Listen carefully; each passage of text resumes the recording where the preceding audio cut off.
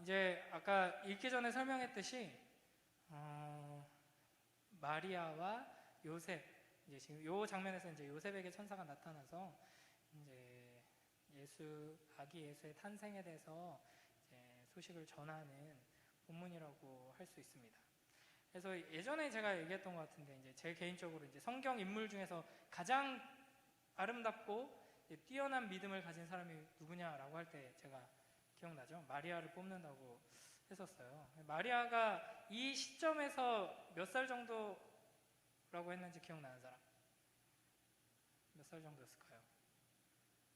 뭐 마스크를 써서 잘 들리진 않는데, 유튜브에서 물어봤더니 뭐 3살, 4살 나오던데, 지금 이제 약혼을 하고 결혼을 정식으로 하지 않고, 이제 이스라엘 사람들은 약혼을 하고 이제 결혼을 준비하는 과정이 뭐 한 1, 2년 이렇게 있고, 그 다음에 정식으로 결혼을 하는 거거든요. 약혼을 했다고 해도 이제 법적으로는 이제 부부예요. 그래서 그 순간부터는 다른 남자 만나거나 하면 이제 간음이 되는 건데, 이제 보통 이스라엘 사람들은 14살, 15살 이럴 때 약혼을 하고 이제 결혼을 합니다. 그래서 14살이면 중1인가요? 뭐 15살 중2, 지금 중1, 중2 소녀들 한번 손들어 보세요. 중1, 중2 소녀들. 그렇죠? 지금 요 이제 요 또래, 너 소녀 아니잖아. 요 또래가 이제 지금 이 장면에서의 마리아입니다. 그러니까 이제 제가 성경에서 가장 위대한 믿음의 사람으로 마리아를 꼽을 수밖에 없는 거죠. 아브라함은 믿음의 조상이라고 일컬음 받기까지 100년의 세월이 걸렸습니다. 하나님께서 계속해서 아브라함을 빚으시고 만지시고 이렇게 하면서 끌고 가셔서 믿음의 조상으로 만들어내셨고, 모세도 엄청 오래 걸렸죠. 80년 걸렸죠. 제자들 같은 경우는 예수님이 직접 이제 실습을 3년 동안 이제 먹고 자고 하면서 했는데도 예수님 죽으시고 부활하시는 거 경험하는데도 부족했죠. 성령이 오시고 그제서야 이제 제대로 이제 믿음의 사람다운 이제 모습을 보여줬는데, 그리고 이제 가장 위대한 사도라고 하는 바울도 본래는 이제 예수님을 핍박하고 이제 교회를 무너뜨리려고 막 최선을 다해서 열심히 뛰어다니던 사람이었죠. 근데 이 마리아는 고작 이제 14살, 15살 작은 소년인데, 이제 뭐 이 당시 기준에서는 결혼을 할 만한 이제 홍기가 찬 사람이지만, 어쨌든 아주 어리고 연약하고 작은 소녀임에도 불구하고 엄청난 믿음의 고백을 했죠. 이 마리아를 통해서 이제 그리스도가 나신다 하는 소식을 이제 천사가 전하고 있는데, 오늘 21절을 보면 이거는 뭐 요셉에게 하는 말인데, 아들을 낳으리니 이름을 예수라 하라 라고 이야기하죠. 그러니까 아직 혼이 나지 않은 사이, 남자를 모르는 남자 없이 성령 하나님께서 역사하셔서 임신하게 하시고 낳게 하신다라는 말입니다. 근데 이제 여기서 주목해봐야 될 게 뭐냐면, 여러분 본인 이름 누가 지어줬는지 알아요? 자기 이름 보통 뭐 엄마 아빠 아니면 할머니 할아버지, 그렇죠? 그 외에 뭐 다른 데서 이름 지은 사람 있어요? 뭐 장명소라든지 뭐 무당이라든지 스님이라든지. 손 든 거야? 어디서 지었어? 주유소? 장명소? 장명소에서 이름 지은 친구들 있긴 하네요. 근데 보통 이제 그런 것도 결국 이제 그런 경우도 있지만, 이제 고대 사회에서는, 특히 이스라엘에서는 아버지가, 할아버지가 이제 자녀의 이름을 짓죠. 그런데 여기 보면은 지금 마리아의 뱃속에 잉태되어서 태어날 이 아기의 이름은 마리아의 법적인 남편, 약혼자인 요셉이 아니라 천사를 통해서 누가 이름을 짓고 계시죠? 하나님께서 이름을 짓고 계시죠. 그러니까 이 마리아에게서 태어나는 마리아의 아들이지만 동시에 하나님의 아들이라는 걸 여기서 또 보여주는 거죠. 그리고 나서 21절에서 뭐라 그러냐면, 이는 그가 자기 백성을 그들의 죄에서 구원할 자이심이라 라고 이야기합니다. 여러분, 이스라엘을 향해서 내 백성이다 라고 이야기할 수 있는 존재가 이 세상에 단 한 분이시죠. 누구시죠? 하나님만이 이스라엘 향해서 내 백성이다 라고 말씀하실 수 있습니다. 근데 이 마리아의 뱃속에 있는 아기가 바로 이스라엘을 자기 백성이라고 부르면서 그들을 죄에서 구원하는 구원자다라고 천사가 예언하고 있습니다. 굉장히 신비로운 일이죠. 그래서 어떻게 이 일이 있을 수 있겠는가? 마리아도 요셉도 두려워하고 이제 혼란스러웠을 텐데, 그래서 22절에 이 모든 일이 된 것은 주께서 선지자로 하신 말씀을 이루려 하심이다라고 말합니다. 그리고 나서 이제 유명한 구절이 등장하죠. 23절에 보라 처녀가 잉태하여 아들을 낳을 것이요 그의 이름을 임마누엘이라 하리라. 이 말씀이 등장합니다. 그래서 오늘은 왜 하나님께서는 예수 그리스도를 처녀의 몸에 잉태하여 나게 하셨는가에 대해서 조금 이야기를 해보려고 합니다. 이게 굉장히 중요해요. 동정녀 탄생이라고 부르죠. 왜 중요하냐면, 얼마나 중요하냐면 사도신경을 통해서 우리가 반복적으로 고백하는 내용입니다. 그렇죠? 동정녀 마리아에게 나시고 성령으로 잉태하사 동정녀 마리아에게 나시고, 이것이 우리가 무엇을 믿느냐라고 할 때 우리가 꼭 알아야 하는 중요한 요소입니다. 예수님이 우리의 구원자이다 하는 것에 있어서 핵심이에요. 이게 왜 그러냐, 이제 크게 두 가지를 살펴보는데, 첫 번째로 예언의 성취로서 이 일이 일어난 겁니다. 22절에서도 그렇게 말씀하셨고요. 구약의 수많은 예언들이 예수 그리스도의 탄생과 예수 그리스도께서 행하신 일을 통해서 성취되는데, 두 가지만 볼까요? 이사야 7장 14절 앞에 띄워주실 거예요. 자, 앞에 보고 이사야 7장 14절 함께 읽습니다. 시작. 그러므로 주께서 친히 징조를 너희에게 주실 것이라. 보라 처녀가 잉태하여 아들을 낳을 것이요 그의 이름을 임마누엘이라 하리라. 아멘. 그러니까 지금 요셉에게 천사가 했던 말하고 똑같죠. 이미 이사야를 통해서 하나님께서 이스라엘에게 주셨던 그 말씀이 여기서 이루어지고 있는 것입니다. 또 이사야 9장 6절도 한번 읽어볼까요? 시작. 이는 한 아기가 우리에게 낳고 한 아들을 우리에게 주신 바 되었는데 그의 어깨에는 정사를 메었고 그의 이름은 기묘자라 모사라 전능하신 하나님이라 영존하시는 아버지라 평강의 왕이라 할 것임이라. 아멘. 한 아기가 나는데 그 아기가 온 세상을 통치하고 다스리는 왕이고, 하나님께 붙이는 별명들을 별명으로 가지고 있는 존재고, 대놓고 전능하신 하나님, 영존하시는 아버지, 평강의 왕인 아기가 태어난다라고 말씀하셨죠. 그 말씀이 지금 마리아를 통해서 이제 성령으로 잉태되어 동정녀에게서 태어나는 그 예수 그리스도를 통해서 성취되고 있는 것입니다. 이런 식으로 왜 이제 남자와 여자, 남편과 아내, 그 부부 사이에서 잉태해서 태어나는 것이 아니라 왜 이런 식으로 오셔야 했는가? 가장 중요한 핵심은 이겁니다. 그러니까 예수님은 우리와 동일해요. 똑같습니다. 모든 걸 다 겪으셨어요. 그러나 딱 한 가지가 없으시죠. 뭔지 알아요? 예수님에게 없는 거. 우리에겐 있지만 예수님에게 없는 거. 뭘까요? 죄. 그렇죠?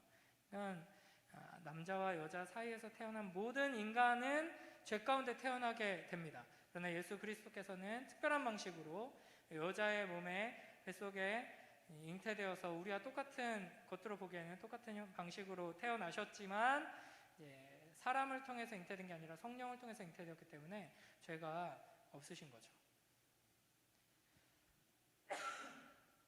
죄송합니다. 코로나 아니에요. 감기가 좀 걸려가지고. 자, 그래서 요 메시지를 좀 중심으로 오늘, 사실 제가 하고 싶은 핵심은 다 말했어요 벌써. 성령으로 잉태하사 동정녀 마리아에게 나셨다. 이게 굉장히 우리가 중요한 건데, 왜 중요한가? 일단은 우리와 똑같은 사람으로 오셨지만 죄가 없으신 분으로 이 땅에 오셨다 하는 거죠. 그래서 이 성탄절에서 제일 우리가 기억해야 하는 건 아기 예수를 기억하고 묵상하고 바라봐야 하는데, 하나님이신 그분께서 작은 아기로 이 땅에 오셨다. 이거를 또 어려운 말로 성육신이라고 하죠. 예수 그리스도의 성육신의 그 은혜, 그 의미들을 묵상하면서 감격하고 감사하고 기뻐하고 찬양하는 게 이 성탄 시즌에 하나님께서 우리에게 베풀어 주시는 은혜이죠. 그러니까 예수님이 본래 어떤 분이신가? 하나님의 아들이시고 그리스도시고 성자 하나님, 그러니까 하나님이시죠. 그러니까 하나님이신 분께서 한 여자의 자궁 안에 작은 세포로 시작해서 이제 아기로 태어나셨다 하는 게 얼마나 놀라운 일인지를 우리가 이 성탄 기간 동안 계속 생각하고 묵상해야 할 것입니다. 그래서 이제 우리가 앞서서 이제 출애굽기 배울 때 봤던 그 시내산에서 임재하신 그 모세를 부르신 성막 안에 거하신 그 하나님께서, 그 거룩하신 분께서, 무한 영원 불변하는 하나님께서 작은 아기로 오신 것이죠. 그러니까 온 우주의 창조주이신 하나님께서 작은 아기로 오셨다 하는 겁니다. 혹시 PPT 사진 하나 있죠? 이게 누굴 것 같아요? 네. 이게 6년 전에 제 첫째 아들이 태어나자마자 찍은 사진입니다. 여러분 이제 이런 걸 직접 못 봤을 수도 있는데, 아기가 딱 태어나면은 엄청 쭈글쭈글하고 못생겼어요.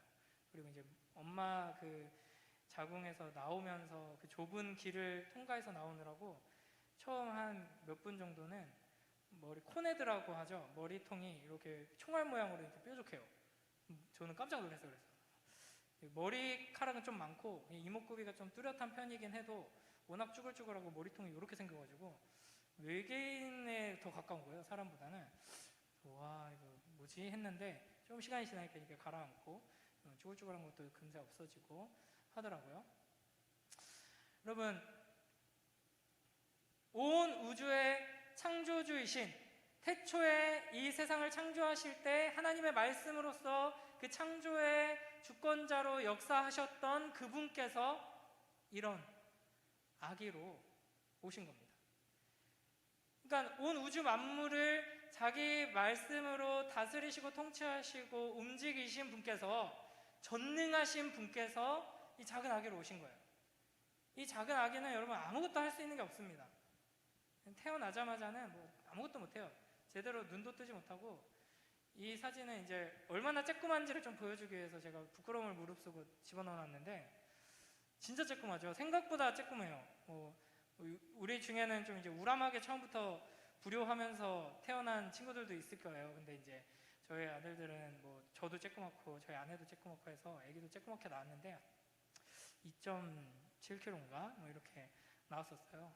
뭐 조금 건장한 좀 덩치 있는 남자의 뭐 팔뚝 정도 크기밖에 안 돼요.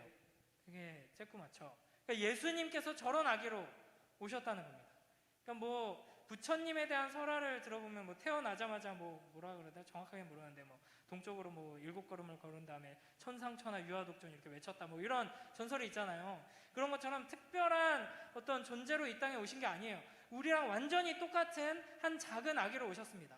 그래서 전능하신 그분께서 한동안은 굉장히 오랫동안 부모의 품 안에서 부모가 돌봐주고 도와주지 않으면 아무것도 할 수 없는 무기력한 존재로 계셨습니다. 왜 그렇게 하셨을까요? 혹시 또 사진 있나요? 네. 이렇게 이제 이런 과정들을 다 겪으신 거예요. 겨우 이제 자기 몸 가누면서 기어다니고 앉아가지고 이제 부모한테 칭찬받는, 아이고 잘 앉았네, 아이고 대단하다 하면서 이제 칭찬받는 이 시기를, 그리고 뭐 이제 뒤뚱뒤뚱 걸어다니고, 예수님께서도 우리와 똑같은 그 과정을 겪으신 거예요. 걸어가다가 뒤뚱뒤뚱 걸어가다가 넘어지면, 애기들 어떻게 해요? 넘어지면 대부분은 이제 뭐 울죠. 꽉 넘어지면은 뭐 놀래서 울기도 하고 아파서 울기도 하고 엄마 아빠 나 좀 봐달라고 울기도 하고 막 웁니다. 그러니까 그런 모든 시기들을 거치신 거예요. 예수님은 감기에 걸리셨을까요? 안 걸리셨을까요? 예수님은 어디에 넘어지면 상처를 입었을까요? 안 입었을까요? 예수님은 완전히 100% 우리와 똑같은 사람으로 오셨습니다. 그래서 찬바람이 불어오면 예수님도 콧물을 질질 흘리셨어요. 상한 거 먹으면 예수님도 설사를 뿌직뿌직 싸셨어요. 똑같습니다, 우리랑. 예수님이니까 뭐 제자들한테 배반 당하고 뭐 배척 당하고 뭐 상관없겠지. 아니요, 똑같아요. 우리가 친구들하고 관계가 틀어지고 뭐 가족 안에서 관계가 틀어졌을 때 마음에 상처를 입고 괴롭고 막 찢어지는 듯한 아픔을 겪는 거와 예수님께서 똑같이 몸도 마음도 영혼도 아프셨습니다. 그러니까 이제 질문은 이거죠. 전능하신 하나님, 하나님의 아들, 영광스러우신 분, 통치자, 온 우주의 창조주이신 그분께서, 그 높으신 분께서 왜 이런 작은 아기로, 무기력한 존재로, 하찮은 존재로 오셨는가? 왜 그렇게 하셨을까? 왜냐하면 우리를 너무 사랑하시기 때문입니다. 우리를 너무 사랑하셔서 우리와 같이 되길 원하셨습니다. 우리를 너무 사랑하셔서 우리와 함께 있기 원하셨기에 작은 아기로 오셨습니다. 그래서 오늘 본문에서 이 예수님의 또 다른 이름을 이야기하죠. 임마누엘, 하나님이 우리와 함께 계신다. 그래서 요한복음 14장 9절에서 빌립이 하나님을 보여달라고 이제 말하자 예수님께서 이렇게 답하시죠. 우리 함께 읽어볼까요? 시작. 예수께서 이르시되 빌립아, 내가 이렇게 오래 너희와 함께 있으되 내가 나를 알지 못하느냐? 나를 본 자는 아버지를 보았거늘 어찌하여 아버지를 보이라 하느냐? 아멘. 그래서 하나님이 어떤 분이신가? 하나님을 어떻게 알 수 있습니까? 하나님을 어떻게 만날 수 있죠? 예수 그리스도를 통해 우리는 하나님을 보고 하나님을 만날 수 있는 겁니다. 그러니까 예수 그리스도께서 작은 아기로 이 땅에 오셨다 함은 하나님께서 이 땅에 오셨다, 우리와 함께 하신다 하는 것을 보여주는 장면인 것이죠. 그래서 하나님께서 우리를 얼마나 사랑하시는지, 하나님께서 우리를 위해서 무엇을 하셨고 하고 계시고 하실 것인지, 이것을 우리는 이 아기 예수를 통해 알 수 있는 것입니다. 그러니까 하나님께서 우리와 함께 하신다고 약속하셨는데, 하나님의 함께 하심은 그냥 관념적인 어떤 그냥 구호로서 함께 하심이 아니라 실제로 우리가 눈으로 보고 만지고 함께 할 수 있는 존재로 오셔서 함께 하셨다 하는 걸 보여주는 것이죠. 우리 뭐 그런 거 응원거 많이 하잖아요. 뭐 고통 가운데 있는 사람들한테 우리 응원을 전합니다. 우리가 함께 할게요. 우리가 함께 있다는 걸 잊지 마세요. 함께 없으면서 말로 그렇게 하면서 위로를 주는 거잖아요. 내가 항상 곁에 있다는 거. 항상 곁에 없잖아요. 내가 항상 곁에 있다는 거 잊지 마. 막 이러면서 이제 응원을 주잖아요. 하나님께서 그런 식으로 전능하신 하나님이시기 때문에, 무소부지하신 하나님이시기 때문에 너희가 나를 찾을 때 내가 언제나 너희에게 응답할게. 내가 항상 함께 할게. 그냥 말로만 구호로서 그렇게 하신 것이 아니라 실제로 우리 옆에 우리와 똑같은 모습으로 오셨다 하는 것입니다. 이게 이제 하나님의 얼마나 놀라운 사랑인지를 우리가 좀 깊이 묵상할 수 있었으면 좋겠어요. 그러니까 자, 사실은 똑같은 얘기를 지금 계속하는 건데, 이 높으신 하나님께서 이렇게 낮은 우리 곁으로 오심이 얼마나 크고 아름다운, 또 놀라운, 뜨거운 사랑인지 우리가 기억하길 바랍니다. 제가 이번 주에 뭐 항상 말하지만 TV가 없어가지고 보통 이제 좀 유행하는 프로 이런 걸 유튜브에서 짤로 많이 보는데, 이제 꼬꼬무라고 들어봤어요. 꼬꼬무 줄임말인데 TV 프로그램 꼬꼬무 좋더라고요. 되게 유익한 것도 많고 재밌는 것도 많고 또 끄덕이는 사람이 몇 명 있는데, 꼬리에 꼬리를 무는 이야기인가? 아무튼 뭐 그런 이제 둘이 마주 앉아가지고 한 사람이 스토리텔링을 계속 해주는 거예요. 사건에 대해서, 어떤 역사에 대해서, 뭐 이야기에 대해서 이렇게 해주는 건데, 그 중에서 이제 제가 하나 요약본을 짧게 봤는데, 이걸 보고 이제 하나님께서 이 작은 아기로 우리 곁에 오신 것이 얼마나 큰 사랑인지를 조금 이제 저는 마음으로 느낄 수 있게 됐어요. 이게 어떤 사건이었냐면 1999년에 일어났던 사건이에요. 1999년에 다들 태어나긴 했나요? 태어나기 전인가요, 대부분? 1999년, 제가 여러분 또래 때였던 것 같네요. 6월 30일 새벽에 있었던 일인데 혹시 사진도 있죠? 뭐 되게 유명한 사건이에요. 대형 참사, 우리나라에 뭐 이런 사건들이 좀 많이 있었죠. 대형 참사 중에 하나인데 1999년 6월 30일 새벽 경기도 화성 서신면 100ml예요. 산골에 있는 청소년 수련 시설이에요. 여러분 뭐 코로나 때문에 뭐 이런 거 좀 많이 못 갔을 텐데 뭐 이렇게 수련회 같은 거 가잖아요. 그래서 뭐 물놀이도 하고 뭐 초등학생 뭐 캠프 이런 것도 진행하고 청소년 수련도 진행하고 하는 이제 수련원이에요. 3층짜리 건물인데 여기에 이제 와글와글 아이들이 많이 있었습니다. 초등학생들도 있었고 태권도 학원에서도 오고 유치원에서도 오고 이제 뭐 낮에는 여기 이제 바닷가에서 갯벌 체험도 하고 수영장에서 놀기도 하고 캠프파이어도 하고 이렇게 하루 종일 신나게 놀고 이제 밤에 또 골아 떨어진 거죠. 근데 이제 새벽에 뭐 1시 좀 넘어서 이제 불이 나기 시작합니다. 그래가지고 이제 불이 삽시간에 번져가지고 저렇게 건물이 다 활활 타버려요. 이게 이제 3층짜리인데 3층에서 불이 시작된 것 같아요. 그래서 뭐 이제 연기 냄새를 먼저 맡은 사람이 뭐 신고도 하고 이제 방마다 돌아다니면서 이제 아이들을 깨워서 이제 구조하고 하는데 화재 경보 시설도 없고 소화기도 작동 안 하고 또 1층 건물 위에 2층, 3층은 지금 다 주저앉아 있죠, 지붕이.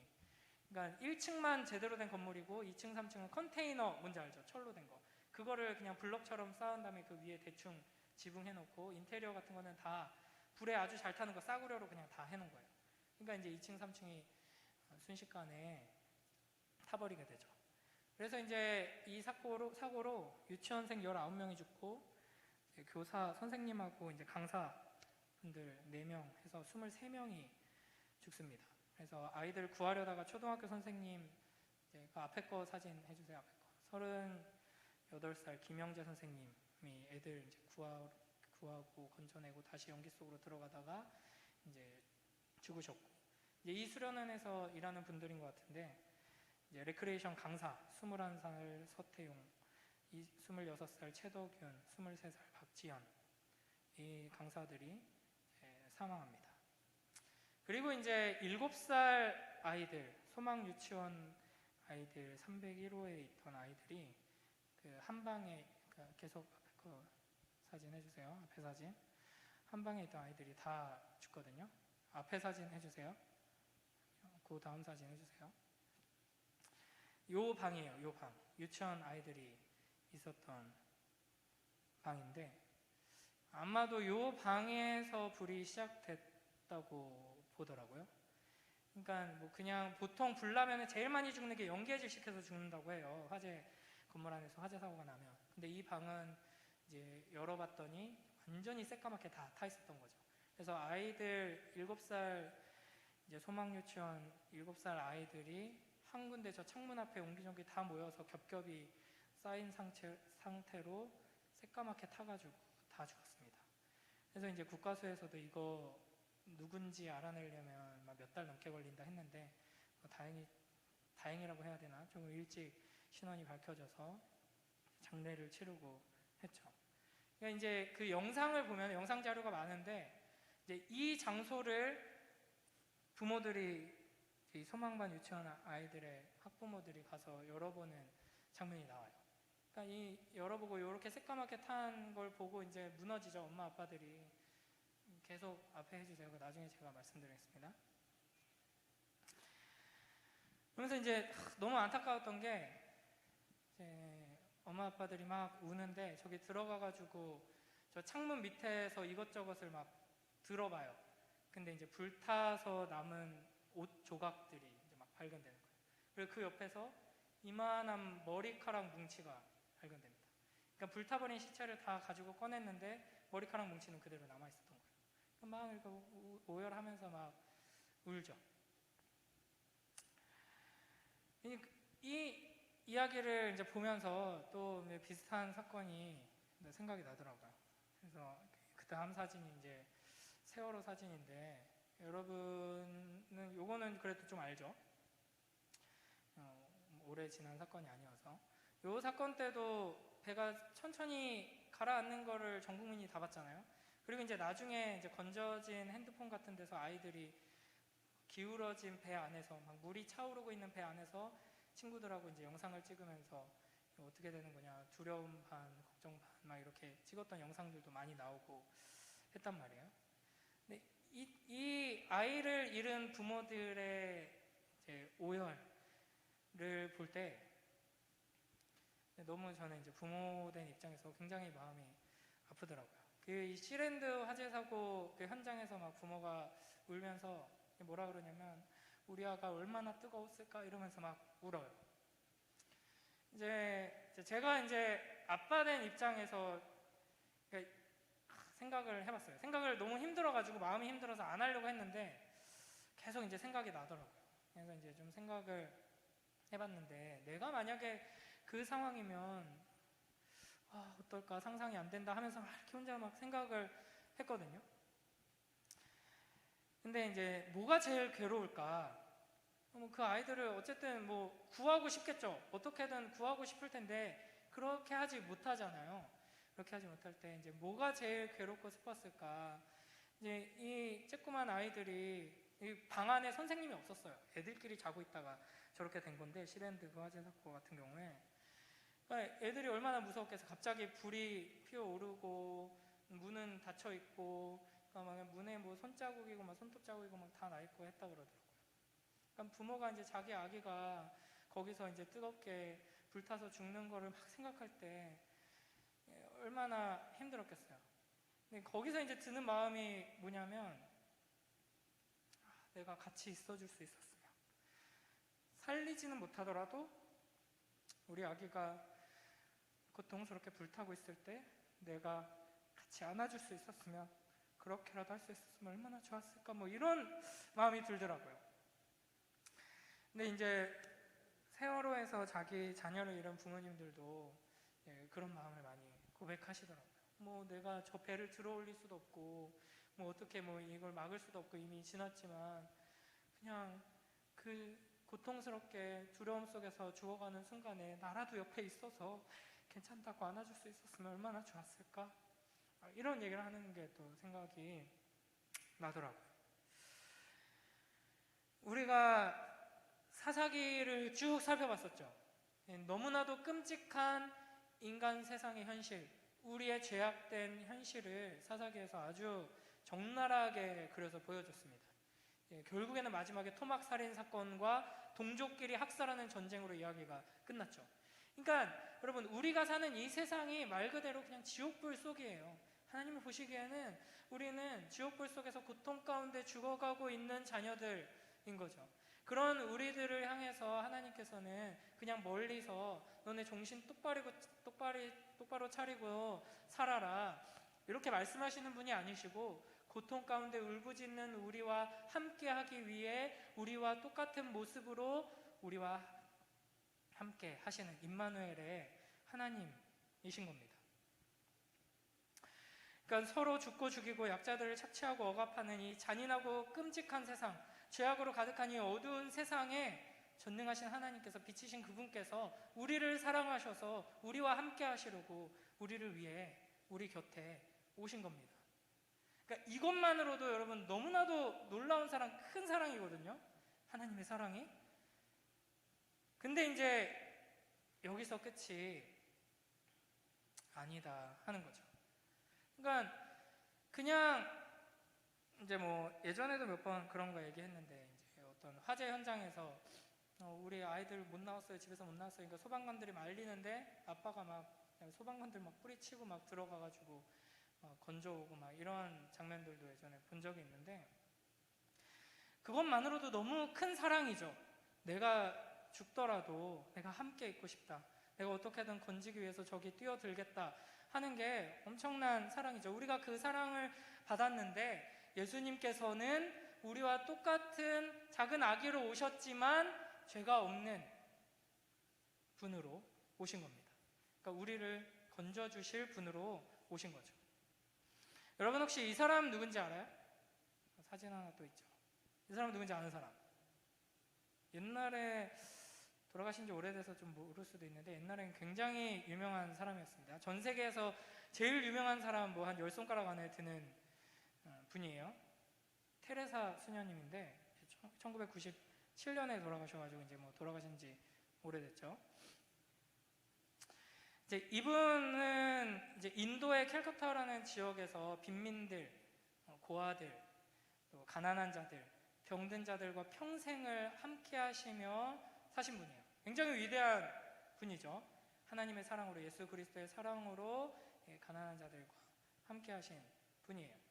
그래서 죽어가는 사람들을 혼자 내버려두지 않을 것, 이게 이제 평생의 이제 이분의 모토였고, 그래서 이제 길거리에서 워낙 이제 열악한 지역, 인도의 그 캘커타 지역에서 죽어가는 자들을 집으로 데리고 와서 먹이고 이제 함께 돌보는 일을 하다가 그게 이제 점점 커져서 사랑의 선교회라는 이제 단체가 되고, 이제 뭐 가난한 사람들, 뭐 죽어가는 사람들을 돌보고 함께 지내는 뭐 임종자의 집, 뭐 이런 이제 단체들을 만들어서 열고 막 이랬던 사람이거든요. 그래서 노벨 평화상도 수상했고요. 이분은 진짜 가난한 자들과 함께 하신 분이에요. 이것만으로도 여러분 전 세계 모든 사람들이 이분을 존경하고 높이고 기리고, 이제 카톨릭에서는 그 성인으로 추앙받고 존경받죠. 자, 그런데 이런 책이 있어요. 자비를 팔다. 이제 크리스토퍼 히친스라는 사람의 책인데 기본적으로 제가 뭐 이 사람을 좋아하지도 않고 이 사람의 어떤 세계관이나 주장에 다 동의하지는 않지만, 이 사람 뭐 우연히 이제 제가 이 책을 예전에 읽었었거든요. 아주 강력한 무신론자입니다. 그래서 기독교, 특히 기독교를 매우 이제 무섭게 공격하는 사람 중에 한 명인데, 이 책의 내용이 저한테는 굉장히 충격적이었어요.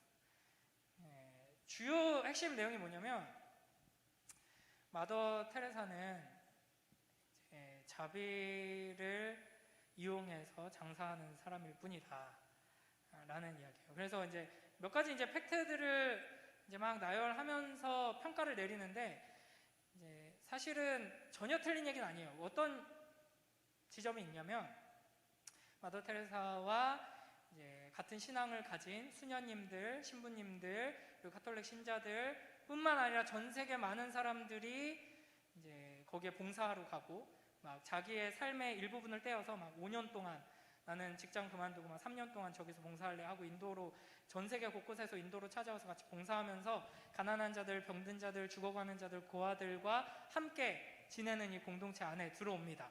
그런데 여러분, 이제 이분이 살아계셨을 때, 마더 테레사 이분이 살아계셨을 때 전 세계에서 제일 유명한 사람이고 영향력 있는 사람이었어요. 그리고 카톨릭 수녀님이었죠. 그러니까 전 세계 카톨릭 신자들 플러스 전 세계 이런 봉사의 마음이 있는 사람들이 봉사를 엄청 지원하고 후원 물품을 엄청 많이 보내고 돈을 엄청 많이 보내요.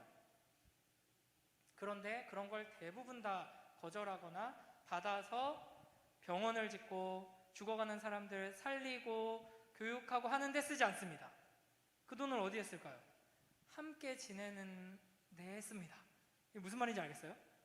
병든 자들을 고쳐주고 치료해주고, 죽어가는 자들을 회복시켜주고, 고아들을 자립시켜주고, 이런 일을 위해서 수많은 전 세계에서 오는 그 돈들과 후원들을 이용하는 것이 아니라, 건물 짓는 거 인도에서도 막 허가를 다 내주고 하는데 거절합니다.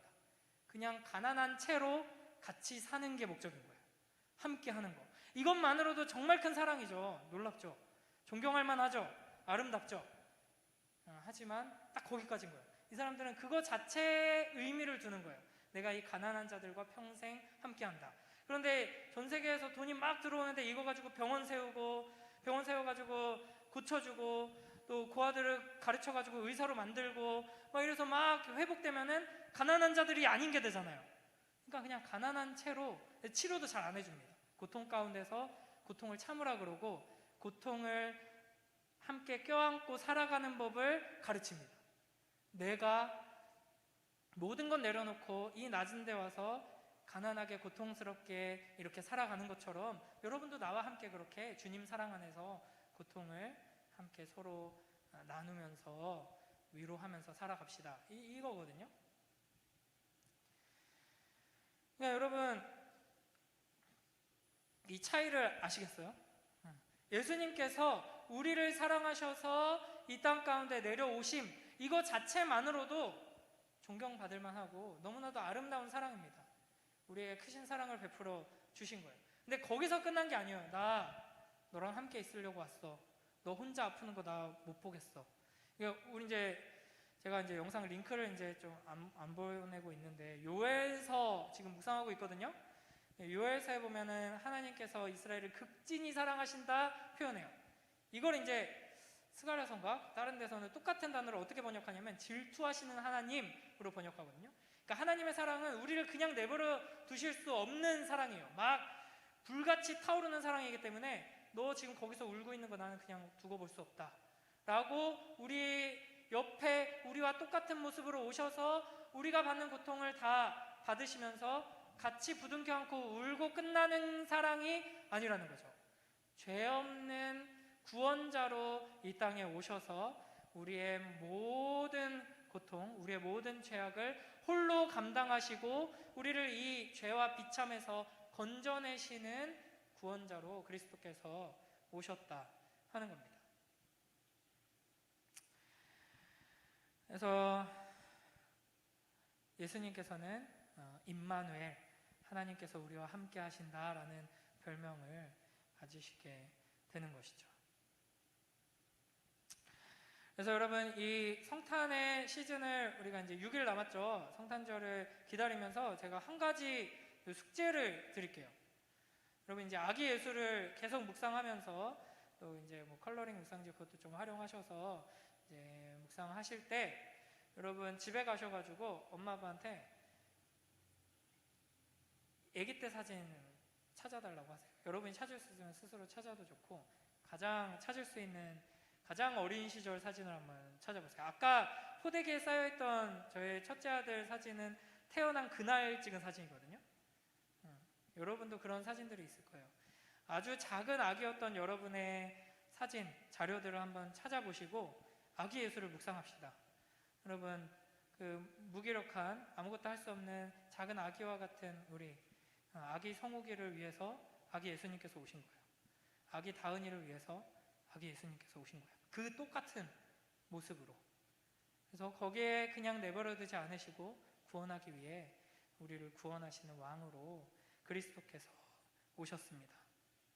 우리 성탄을 맞이하면서 이 아기 예수의 오심의 진정한 의미를 우리가 계속 묵상하며 그 사랑이 얼마나 큰가를 그 아기 예수를 통해 계속해서 발견하고 감사하고 찬양함으로 또 성탄을 맞이하는 복된 우리 모두가 되길 주님의 이름으로 축복합니다.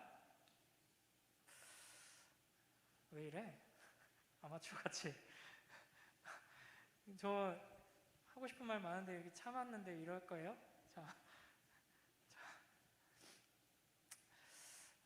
이러면 또 뭐 한마디 더 해야죠.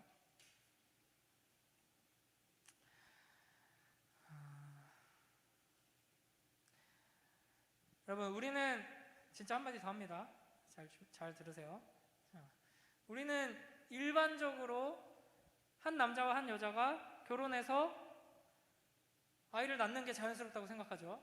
그러나 하나님께서는 우리를 구원하기 위해 그 독생자를 동정녀 마리아에게 성령으로 잉태해서 태어나게 하셨습니다. 그러니까 우리는 이제 집을 정돈하고 준비가 다 되어야지만 예수님을 맞이할 수 있다고 생각하는 거예요. 결혼을 하고 신혼여행을 다녀오고 이렇게 절차를 다 밟은 다음에 자연스럽게 아기가 생기고 아기가 자라나고 이런 과정들을 생각하는데 예수님께서는 그냥 우리 삶에 찾아오십니다. 우리가 아직 죄인일 때 우리에게 찾아오시는 게 그리스도 아기 예수를 통해 드러나는 하나님의 놀라운 사랑이고 은혜입니다.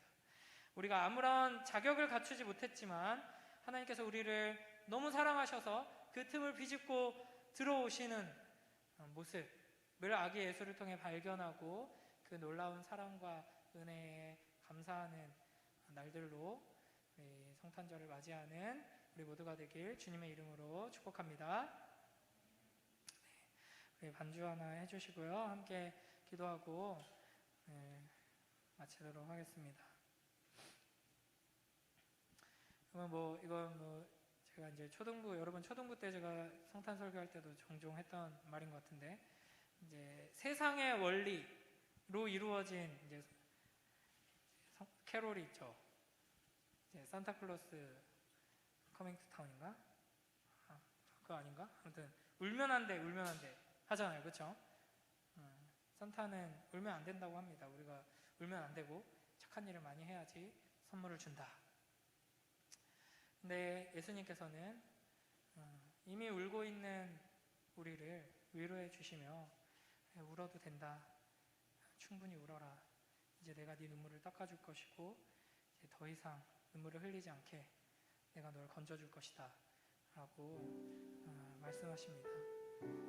신음하고 있는, 울고 있는 우리를 너무나도 사랑하셔서 그 극진한 사랑으로, 그 질투하는 사랑으로 우리와 똑같은 모습으로 우리 곁에 오시고 우리를 구원하시는 그 그리스도, 하나님의 놀라운 사랑의 증거인 이 아기 예수를 우리가 바라보면서, 주님 그 놀라운 사랑으로 우리를 사랑하시니 감사합니다. 약속하신 대로 우리와 함께 하시니 감사합니다.